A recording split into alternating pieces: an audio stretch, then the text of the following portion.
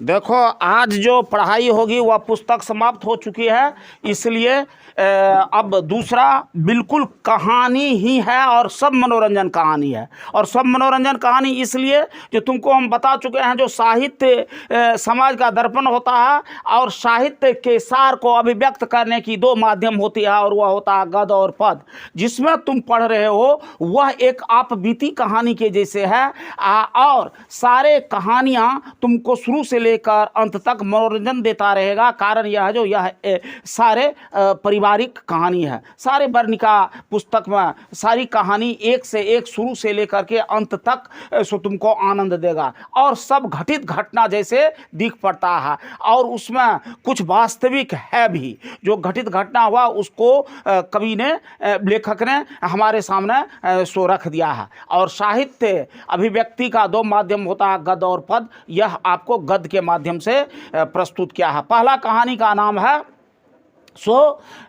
दही वाले मंगम्मा। तो अब देखिए, दही वाले मंगम्मा जो है उसको लिखा है श्रीनिवास। श्रीनिवास के बारे में जान लो। प्रायः तुम देखेगा 80% से ज़्यादा लोग, लेखक, साहित्यकार हिंदी के जो हैं सो तुमको उत्तर भारत के होंगे, वह उत्तर प्रदेश, बिहार, मध्य प्रदेश, ये सब। लेकिन दक्षिण भारत के बहुत कम हिंदी के लेखक मिलेंगे। उसमें भी यह अगर हैं साहित्यकार के रूप में श्रीनिवास, तो एक बहुत बड़ी एक उपलब्धि कही जानी चाहिए। यह पहला कहानी है, श्रीनिवास लिखा है। यह आपको कन्नड़ लेखक है। जबकि तुम देखेगा भारत को जब स्वतंत्रता मिल रही थी, राष्ट्रभाषा की बात आई थी, राजभाषा की बात आई, तो भाषा के विरोध में दक्षिण भारत के लोग जलकर मर गए थे, क्योंकि कहा जा रहा था सिर्फ हिंदी ही रखा जाएगा। और हिंदी जो है सो राजभाषा और राष्ट्रभाषा दोनों के रूप में सो कहा गया था। वो लोग कहा रहा था जो नहीं, हिंदी नहीं होना चाहिए, उसको प्रादेशिक भाषा का भी राजभाषा के रूप में मान्यता मिलनी चाहिए। लेकिन बात यह थी जो राष्ट्रभाषा और राजभाषा दोनों होना चाहिए हिंदी। बाद में सो आपको प्रादेशिक भाषा की बहुलता मिली। बंगाल में देखेगा, जो पश्चिम बंगाल में ये राष्ट्रभाषा और राजभाषा, राष्ट्रभाषा तो हिंदी है लेकिन राज्य कामकाज की भाषा बहुत सारा रहता है बंगला में। बिहार में आ जाओगे तो हिंदी और उर्दू में। इसके बाद तुम उत्तर प्रदेश चले जाओगे तो राष्ट्रभाषा तो हिंदी है ही, राजभाषा देश की, राज्य के काम करने की ऑफिशियल लैंग्वेज जो वहाँ का है वो है आपको सो हिंदी ही। इसी तरह से दक्षिण भारत में राज्य भाषा और राष्ट्रभाषा के नाम पर जब संविधान बनने की बात आई थी, संविधान में भाषा संबंधी विवाद को लेकर के दक्षिण भारत वाले लोग ने बहुत संघर्ष किया। लेकिन उसमें भी अगर हिंदी के अगर कोई लेखक, कथाकार हैं, गद्यकार हैं, पद्यकार हैं, तो यह एक बहुत बड़ी बात कही जाएगी, बड़ी ही रचनात्मक बात कही जाएगी, जो दक्षिण भारत के लोग भी बहुत अच्छे साहित्य लिख सकते हैं। और इस वर्णिका का जो प्रथम कहानी है वह है आपको दही वाले मंगम्मा।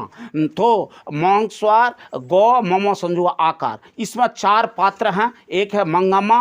मंगम्मा इसकी नायक है, जिसके चारों ओर कहानी इर्द गिर्द चक्कर काटता है। दूसरा नायक है सो उनकी ही पुतोहू नंजम्मा, नौंगस्वार जो ममो संजुआ का नंजम्मा। और तीसरा इसका जो है सो खलनायक है, जिसका दृष्टि एक गलत लोग का दृष्टि हमेशा मेहनत करने वाले लोगों को शोषण पर रहता है, उसका नाम है रंगप्पा। वह जो है सो आपको इसमें एक खलनायक का भूमिका अदा किया है। और दूसरी जो है सुनो, और चौथा अगर पात्र है तो उसका नाम है मांझी, समझे, जो एक आदर्श महिला का और एक सुख और दुख में व्यक्ति को जो सांत्वना देता है, उस तरह की कहानी इसमें कही गई है। अब देखिए, कहानी की शुरुआत यह होती है, जो मंगम्मा जो है सो एक घर की महिला है, और दिन रात वह मेहनत में तल्लीन रहती है। उसके पति भी हैं, और कभी पति का कोई पूछ नहीं करता है। एकदम हमेशा वह घर के काम में सो अपना क्षण कभी भी अच्छा नहीं कर पाती है, नहीं अच्छा कपड़ा पहन पाती है, और नहीं साफ सुथरा रहती है, जो उनके पति के नज़र से खटकती रहती है। और नहीं उनको समय से खाना देने का, नहीं सेवा की बात साथ रहती है। अंत में वह पति जो है सो छोड़कर चले जाते हैं। स्थिति यह होती है, एक बेटा भी है और बेटा का शादी भी हो चुका है, पुतो भी है, छोटा सा पोता भी है, उस तरह की बात आती है। और हमेशा यह जो है मंगम्मा वह चाहती रहती है अर्जन के दायरे में, घर के अर्जन के दायरे में हमेशा चाहती रहती है जो हम सो हमारा ही घर पर मालिकाना हक हो, हमारे ही इशारा पर सब चलती रहे। स्थिति यह होती है जो एक दिन उनका वह जो पुतोह है सो नंजम्मा पोता को सो अच्छा से पिटाई कर देता है और पिटाई कर देता है उस पर। सो यह बिगड़ बैठती है क्योंकि अभी भी अपने माँ जो है उनकी सास जो है मंगम्मा वह वास्तविक मालकिन पति के घर के चले जाने के बाद भी वह अपना घर का मालिक अपने को ही समझती है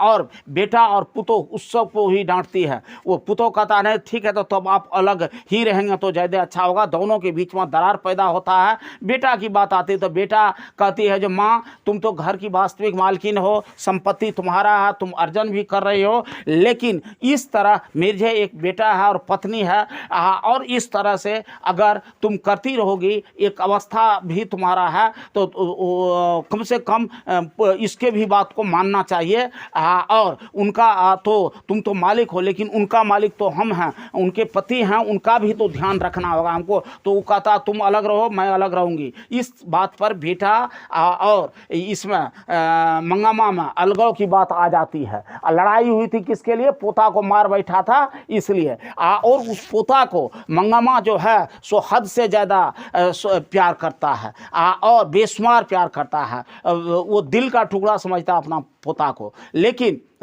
पुतोह जो है सो पुतोह तो उसको आपको बात बात में चिढ़ होती है और लड़ाई होती है, झगड़ा होती है, बहुत सारा बात हो जाती है। और यह जो है सो मालिका हमेशा अपनी संपत्ति पर मालिक का हक कहता है। बेटा को कहता है तुम अपनी पत्नी का पक्ष ले रहे हो, ठीक है अलग रहो। वह अलग रह जाती है, अलग हो जाया करता है और इस तरह से वह कहता मैं अपना परवरिश मैं कमाने वाली हूँ, जबकि उम्र उनकी ढल चुकी है।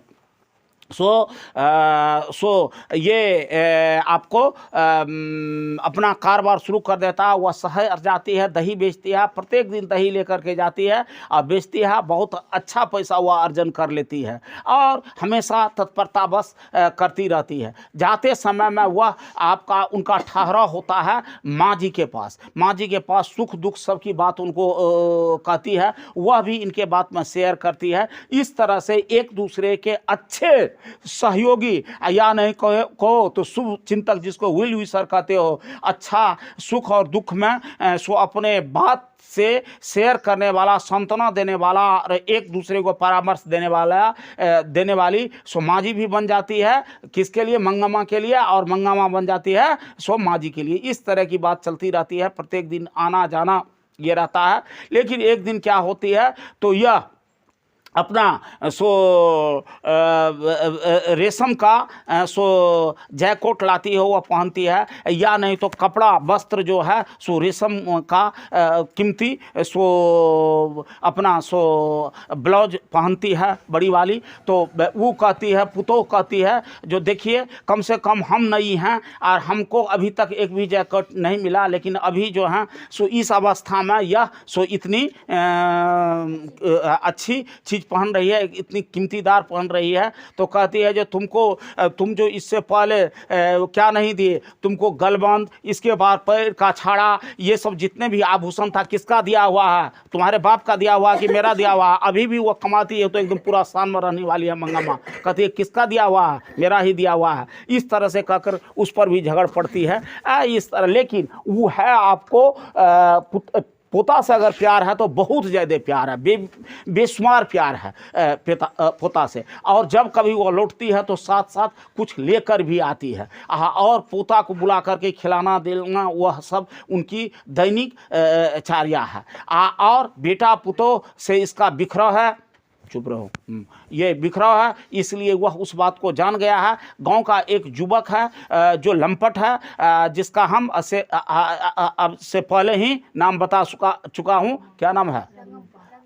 हाँ, तो रंगप्पा जो है सो आपको खलनायक है, उसका दृष्टिकोण है, वह जो है उसको पैसे की हमेशा अभाव रहता है। वो जुआरी टाइप का किस्म का आदमी है, उम्र भी इसका ढल चुका है। वह उनका दो दृष्टि से उनके ऊपर चला जाता है ध्यान। क्या कि देखती है जो वह दही बाली प्रत्येक दिन जाती है, सब दिन नगद पैसा कमा कर लाती है, पहले से भी संपत्ति है और भी उनको संपत्ति हो गया है। इनको पैसे का अभाव है, चाहता है जो हम उनसे पैसा कुछ उधार लें, तो उधार पैसा लें माने ब्याज पर पैसा लें या किसी तरह से उनसे पैसा प्राप्त करें, और देख रहा है जो वैसे नहीं होगा। अंत में सोचता है जो मैं भी अकेला हूँ, मेरा भी उम्र ढल चुका है, मैं उससे शादी ही कर लूँगा। इस तरह से बाय फोर्स वह तो अपने आप में सो बहुत ही सो कड़क दिमाग की है, और चरित्र का भी सो मंगमा बहुत ठोस है।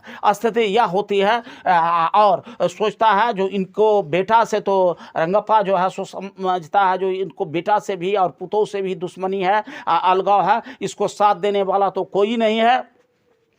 इसके बेबसी का फायदा अकेला है इसलिए और पैसे हैं इसलिए, दो लाभों दो बात से वह बात को जान करके, उसके कमी को जान करके उसका सो लाभ लेना चाहता है। एक जो वह अकेला है, दूसरा उसके पास पैसे हैं, और वह जो इनकी आर्थिक स्थिति भी सुधर जाएगी। अगर शादी विवाह कर लेता तो पैसे भी हो जाएंगे, इसके घर में भी कोई हो जाएगा और दाम्पत्य जीवन भी चल सकेगा। इस तरह से बहुत छोटा छोटा क्वेश्चन पूछता है, इसलिए इस तरह से हम कहते हैं जो एक बिंदु भी नहीं छूटेगा, सब क्वेश्चन तुम बना सकते हो उसका। तो इस तरह से किताब नहीं है तो किताब रहता तो एक एक क्वेश्चन भी समझा देते। तो इस तरह से स्थिति यह बनती है कि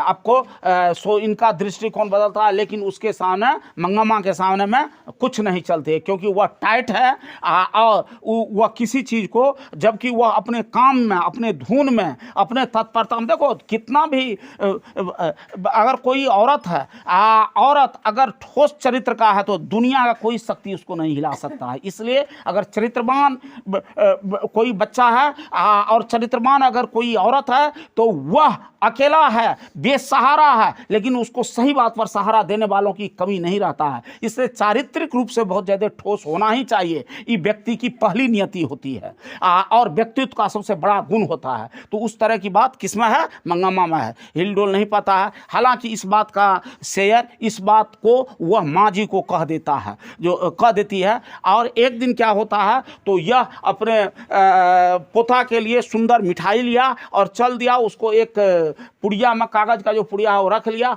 होता है क्या तो मिठाई के बात को जान गया था, वो कौवा जो है सो उसको लेकर के भागता है। यह होता है जो अशुभ तो कोई नहीं हुआ। हम लोगों की यहाँ अंधविश्वास है, रीति रिवाज है, अगर कौवा देह में स्पर्श समझ गया तो समझ जाओ जो कि यहाँ किसी की मृत्यु होने वाली है, या मृत्यु होने वाला है, या बहुत बड़ा विपदा आने वाला है। इस तरह का उनके दिमाग में चिंतन होने लगा, अपने लिए भी, अपने पोता के लिए भी, कहीं उसके साथ तो कोई घटना घटित नहीं हो जाएगा। इसलिए वो वहाँ से चल देता है और जाता है, माँ जी को कहती है जो इस तरह की, कहा नहीं नहीं ऐसी अपशकुन है या अंधविश्वास है, ऐसी बात मत करो। इस तरह की बात उनको कहा जाता है। फिर वह विश्वस्त हो जाती है और आती है। जीवनचर्या जिस तरह का चलता है उसी तरह चल रही है। और अंत में आने के बाद सो क्या होता है, इसकी पुतो बहुत चतुर है।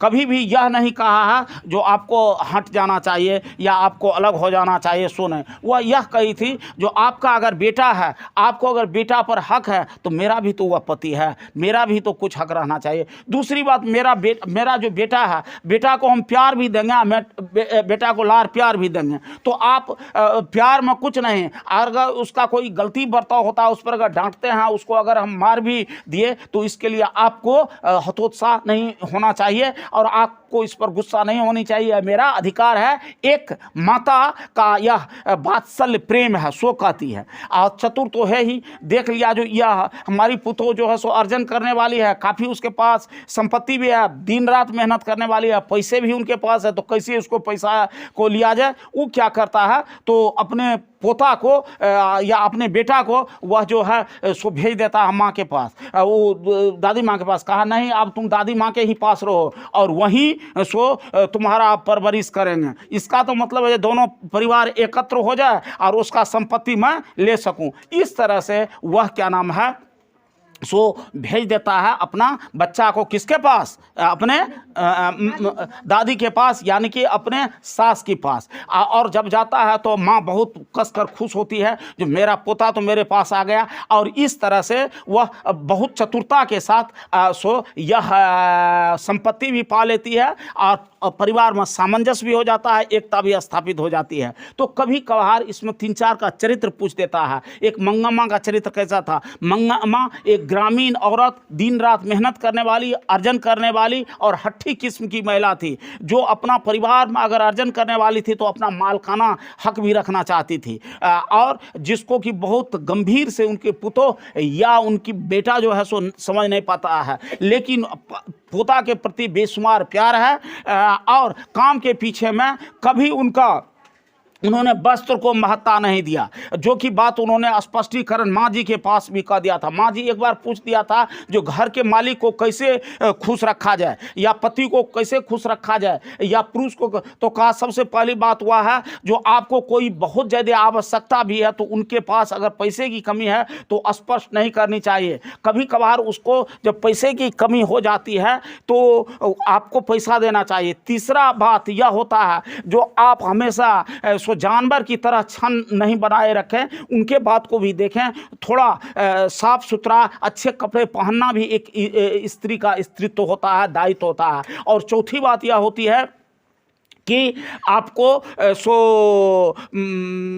उनको खुश रखने के लिए समय से भोजन, पसंदीदा भोजन देना चाहिए। 4 बात कही थी। कौन? यह माने माँ जी कही थी। किनको?